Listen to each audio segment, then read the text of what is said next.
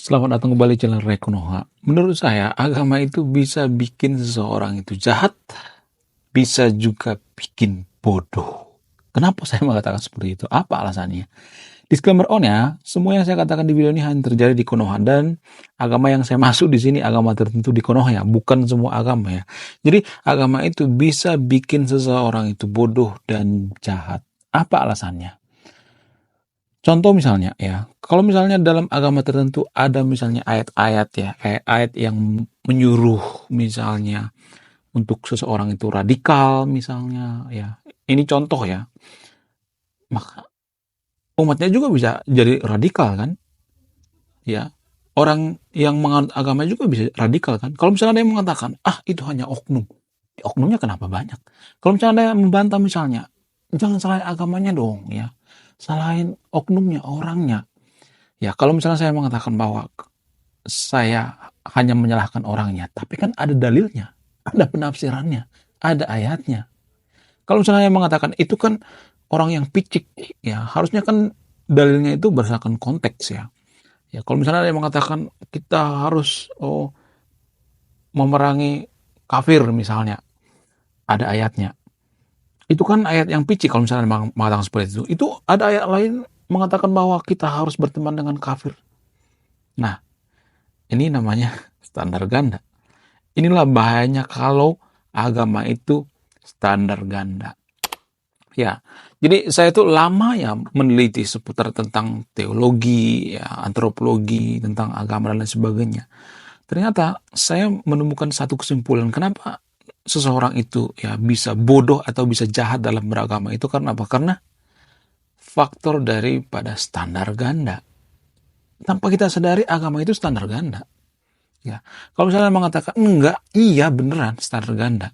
Itu contohnya yang saya katakan tadi itu. Yang pertama ya, misalnya ada ayat-ayat yang menyuruh ya memerangi kafir misalnya, ya menyuruh ya untuk radikal misalnya. Ada ayatnya kok, ada penafsirannya. Kalau misalnya ada yang mengatakan ada ayat lain kok kita harus berteman dengan kafir. Nah, ini kan standar ganda kan. Di satu sisi mengatakan bahwa kita harus memerangi kafir, di sisi lain kita dikatakan harus berteman dengan kafir. Berarti nggak ada ya satu ketetapan ya. Jadi agama itu bisa aja bikin seseorang itu jahat. Kalau misalnya ada yang membantah, ya itu kan pribadi masing-masing. Nah, harusnya agama itu mengurusi hal-hal yang mendasar seperti ini ya, pribadi lepas pribadi. Harusnya agama itu satu ketetapan gitu. Misalnya nih agama tertentu di Konoha, ya, lu nggak boleh ya memerangi yang namanya kafir, itu dosa. Titik. Nggak ada yang lain misalnya. Oh, kalau seperti ini, oh nggak seperti itu ya. Titik. Agama itu mengajarkan kebaikan. Titik. Harusnya seperti itu. Ya, yang saya perhatikan di Konoha itu agama itu seperti karet, bisa ditarik ke sana, bisa ditarik ke sini ya. Seperti saya katakan tadi itu, ya bisa digunakan untuk alat kejahatan, bisa digunakan untuk alat kebaikan. Harusnya agama nggak boleh seperti itu. Ya, harusnya agama itu harus tegas mengatakan agama itu seperti ini. Ya, ini digunakan untuk apa? Misalnya kalau ada ayat-ayat tertentu misalnya ya digunakan atau dimanfaatkan oknum-oknum tertentu untuk memerangi misalnya memerangi kafir. Harusnya ayat-ayat seperti ini dipertegas nggak boleh digunakan. Ya, nggak boleh digunakan untuk apa? Untuk memerangi kafir misalnya. Ya, untuk hal-hal yang berbau radikal misalnya dan lain sebagainya. Nggak, harusnya seperti itu ya, diluruskan gitu. Kemudian ya, saya perhatikan 1000 pemuka agama ya maka akan ada 1000 penafsiran. Ini bahayanya orang dalam beragama ya. Jarang-jarang orang mengatakan seperti ini ya, sangat jarang ya. Jadi saya mengatakan seperti ini berdasarkan observasi pribadi gitu ya, berdasarkan pengalaman saya pribadi, berdasarkan ya saya mempelajari bertahun-tahun riset secara mandiri. Ini yang berbahaya dalam agama itu. Sehingga apa? Sehingga terjadi konflik antara apa? Antara yang harus memerangi kafir dengan yang berteman dengan kafir. Jadi konflik kan jadinya, bentrok. Ya, harusnya agama itu mudah dipahami. Ya, agama yang sempurna itu harus mudah dipahami. Jangan banyak penafsiran gitu. 1000 pemuka agama akan ada 1000 penafsiran-penafsiran. Jangan seperti itu. Saya melihatnya agama itu ya semacam cerminan personal setiap individu. bukan merubah individu umatnya. Artinya gini, kalau misalnya ada orang yang jahat misalnya, terus dia masuk agama tertentu di Konoha, maka dia akan semakin menjadi-jadi. Karena apa? Karena ada ayat-ayatnya. Sehingga ini melampiaskan kejahatan manusia itu sendiri. Ya. Kemudian kalau ada orang yang baik misalnya, maka dia akan lebih baik lagi atau lebih dermawan lagi. Karena apa? Karena ada ayat-ayat tertentu. Nah ini kan semacam standar ganda dan sangat-sangat berbahaya sekali ya. Agama seperti ini sangat-sangat berbahaya sekali. Ya, kalau misalnya ada yang mengatakan jangan salahin agamanya dong. Oh, ada penafsirannya, ada ayatnya. Masa kita nyalahin agamanya? Agama juga terlibat dong. Ya. Kemudian apalagi misalnya kalau ada yang mengatakan ya radikal yang ada di Konoha itu anti barat. Oh, itu kerjaan daripada iluminasi. Itu kerjaan daripada elit global. Oh, itu kerjaan daripada barat, Amerika dan lain sebagainya. Free will. Ya, biasanya kan kita selalu menyalahkan pihak ketiga gitu, menyalahkan orang lain. Ya, perlu saya luruskan bahwa kalau misalnya ada seseorang yang terpapar radikal misalnya, atau di doktrin atau di dogma misalnya, maka dia punya kesempatan atau punya keputusan untuk tidak melakukan itu. Kalau misalnya disuruh ya perangilah kafir misalnya, dengan cara apa? Dengan cara yang radikal misalnya. Harusnya kita ya punya waktu gitu untuk memutuskan apakah kita mempercayai atau tidak, gitu ya. Yang saya tahu seperti itu. Kemudian apa lagi ya? Agama bisa bikin seseorang itu semakin bodoh. Karena apa? Karena dalam agama tertentu di Konoha ada prinsip yang mengatakan nggak usah lu ya mikir terlalu jauh ya, lu nggak usah berpikir secara mendalam ya, nggak usah, karena pemikiran kita itu terbatas. Ya, nggak usah banyak tanya, nggak usah terlalu kritis ya. Dalam beragama itu nggak boleh kritis-kritis amat. Karena apa? Karena otak manusia itu terbatas. Pikiran Tuhan itu lebih bagus daripada pikiran manusia. Pikiran Tuhan itu lebih ampuh ya, lebih baik daripada pikiran manusia. Jadi nggak usah lu banyak mikir, nggak usah berpikir kritis. Tuhan itu lebih kritis daripada lu. Kan banyak kan prinsip warga Konoha seperti itu. Sehingga apa? Sehingga warga Konoha jarang menggunakan otaknya, sangat tumpul ya. Gimana nggak tumpul coba? Orang prinsip dalam beragama mengajarkan seperti itu. Otak manusia mah terbatas. Sehingga apa? Sehingga kita malas mikir. Kemudian ya kalau misalnya ada yang mengatakan enggak kok, dalam agama itu diajarkan untuk berpikir kok, ya membaca dan lain sebagainya. Ya makanya saya katakan tadi agama itu standar ganda. Ya kalau misalnya orang yang malas berpikir, dia akan mengambil ayat-ayat yang sesuai dengan ininya, karakternya. Kalau misalnya ada orang yang bijaksana misalnya, dia akan mengambil ayat-ayat yang bijaksana juga ya. Kalau misalnya ada yang mengatakan dalam beragama itu ya kita harus berpikir, dia berpikir dan sebagainya. Tapi kenapa bisa seperti itu? Kenapa penafsirannya banyak gitu?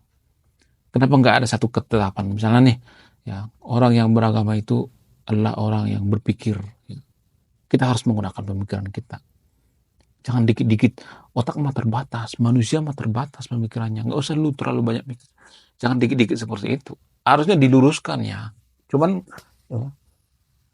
kita tidak pernah kepikiran ke situ ya. Lalu apakah agama itu terlibat? Terlibat dong. Apakah agama itu mempengaruhi atau ada faktor bikin seseorang itu bodoh? Ya ada. Kemudian apa lagi? Kenapa warga Konoha itu ya bisa dibikin bodoh melalui agama, kemudian bisa jahat ya, kemudian bisa sangat fanatik berlebihan ya, kemudian tidak punya rasa kemanusiaan karena apa? Karena agama ada seperti itu ya. Bayangkan ya, agama tertentu di Konoha ada kok ayat-ayat yang memerangi misalnya orang lain gitu, ada seperti itu ya. Kenapa bisa seperti ini? Kenapa seseorang itu mudah didoktrin? Kenapa? Apa alasannya? Jadi gini guys ya, kalau saya perhatikan, dogma itu sebenarnya seperti pedang bermata dua. Bisa digunakan untuk hal yang baik, bisa digunakan untuk hal yang buruk. Contoh misalnya, untuk hal yang baik ya, hal yang baiknya dulu. Ya, para prajurit-prajurit di Konoha itu ya, atau tentara-tentara, ya, marinir dan sebagainya itu, mereka didoktrin. Bagaimana cara mendoktrin mereka? Dengan yel-yel, ya, bela negara, ya, mana dadamu, ya, ini dadaku, ya, kita harus bela negara. Itu doktrin. Yel-yel itu doktrin. Sama seperti orang yang beragama, nyanyian itu doktrin. Tanpa kita sadari. Jadi, bagaimana ya seseorang itu mencuci otak ya melalui dogma. Kenapa seseorang itu bisa misalnya nih tiba-tiba terpapar radikalisme, didoktrin dan sebagainya? Apa alasannya? Karena apa? Karena dalam otak manusia itu ya ada semacam space ya dalam otak manusia itu, di mana space ini ya sangat takut dengan yang namanya ganjaran gitu ya. Kemudian sangat suka yang namanya dopamin atau iming-iming gitu. Contoh misalnya ya, kalau misalnya ada orang yang mengatakan bahwa kita harus memerangi ya kelompok ini, kaum ini. Kalau enggak lu masuk neraka. Nah, ketika diancam seperti itu, maka apa? Maka dia bisa terdogma. Kalau lu melakukan ini, lu masuk surga. Dia bisa berdogma. Jadi ada semacam hadiah dan ganjaran. Jadi hal seperti ini yang bikin kita terdoktrin. Kemudian kalau misalnya ada yang mengatakan, nggak mungkin lah, masa kita memerangi yang beda agama dengan kita, nggak mungkin lah. Masa kita memusuhi agama itu kan harusnya baik. Terus kalau misalnya ada yang mengatakan seperti itu, maka akan ditunjukkan dalil-dalil atau ayat-ayat yang apa, yang mendukung itu. Nah, kalau udah seperti itu selesai sudah. Berarti ya sumbernya dari mana? Sumbernya dari agama itu kan. Ya, jadi di video sebelumnya banyak yang marah-marah netizen warga Konoha mengatakan, kamu jangan salahin agama. Saya tidak menyalahkan agama sepenuhnya, tapi agama terlibat. Masalahnya agama terlibat. Ada ayatnya kok, ya. Ada dalilnya kok. Ada penafsirannya. Kalau misalnya ada yang mengatakan penafsirannya nggak gitu, ya kenapa penafsirannya ambigu? Kalau misalnya mengatakan itu kan salahnya warga Konoha, kenapa warga Konoha tidak mengerti konteks dan sebagainya? Boro-boro ngerti konteks, ya. Warga Konoha itu, ya, ya. Warga Konoha itu buang sampah aja harus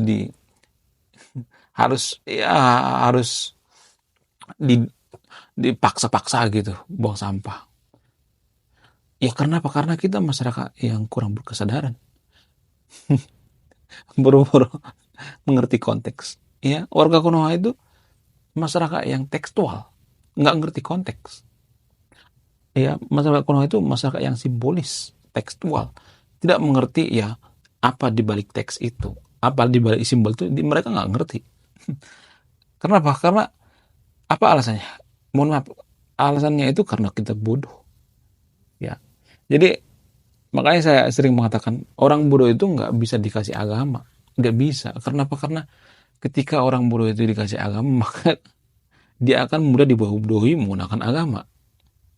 Nah, sialnya kalau misalnya kita cari-cari ayat-ayat tertentu di dalam kitab suci agama tertentu di Konoha misalnya, ada dalilnya untuk memusuhi yang beda agama misalnya.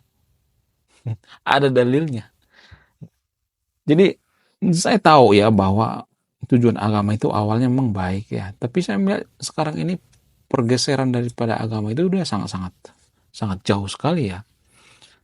Sudah sangat-sangat jauh sekali. Ibarat ini ya, ibarat kita umpamakan misalnya dengan air misalnya. Dulu ibaratkan air itu dengan agama. Dulu airnya itu jernih. Sekarang sudah banyak campur-campur ya, kotoran-kotoran. Ya, bahkan sekarang warnanya sudah hitam pekat ya. Jadi yang bersihnya itu tinggal sedikit ya. Saya tahu bahwa di Konoha itu nggak semua ya membenci yang namanya beda agama. Saya tahu seperti itu, tapi jumlahnya sedikit. Tapi mayoritas di Konoha itu ya seperti itu. Jangankan beda agama, beda pendapat aja kita dimusuhi di Konoha, guys. Kenapa saya menggunakan nama Konoha? Karena warga Konoha itu pada umumnya ya anti kritik. Di video sebelumnya banyak yang komentar, jangan menggunakan Konoha dong, jangan menggunakan kata Konoha. Ya, gimana saya nggak menggunakan kata Konoha kalau warga Konoha itu anti kritik? Itu kan tergantung kondisi, tergantung sikon ya. Ya, karena undang-undang ITE yang ada di Konoha itu digunakan untuk apa? Untuk membungkam minoritas, untuk menekan minoritas. Ya, oke, semoga dipahami ya. Jadi ya, jangan ada lagi yang mengatakan bahwa enggak, jangan salah agamanya. Enggak, agamanya terlibat. Ya, dengan berhati yang mengatakan bahwa agamanya terlibat. Dulu juga berpikir seperti yang Anda pikirkan. Agama enggak salah, enggak semua agama itu mengajarkan kebaikan. Dulu saya berpikir agama itu mengajarkan kebaikan, tapi setelah saya dewasa enggak semua. Ya, tergantung ya. Oke, sekian video ini. Terima kasih sudah menyimak. Selamat kembali, selamat datang kembali di segmen tanpa skrip. Jadi saya ngomong di video ini tanpa skrip ya. Bukan berarti benar-benar tanpa skrip ya, tapi sebelum saya tag video ini saya baca skrip dulu ya. Dan saya biasakan depan kamera tanpa membaca gitu ya. Karena saya melihat di Konoha itu, ya rata-rata warga Konoha itu tidak bisa ngomong atau presentasi itu kurang lebih 10 menit tanpa teks ya. Biasanya mereka akan bacain ya. Kalau misalnya ada orang presentasi akan bacain. Oke, sekian video ini. Terima kasih sudah menyimak. Saya Ray Konoha, salam rasional.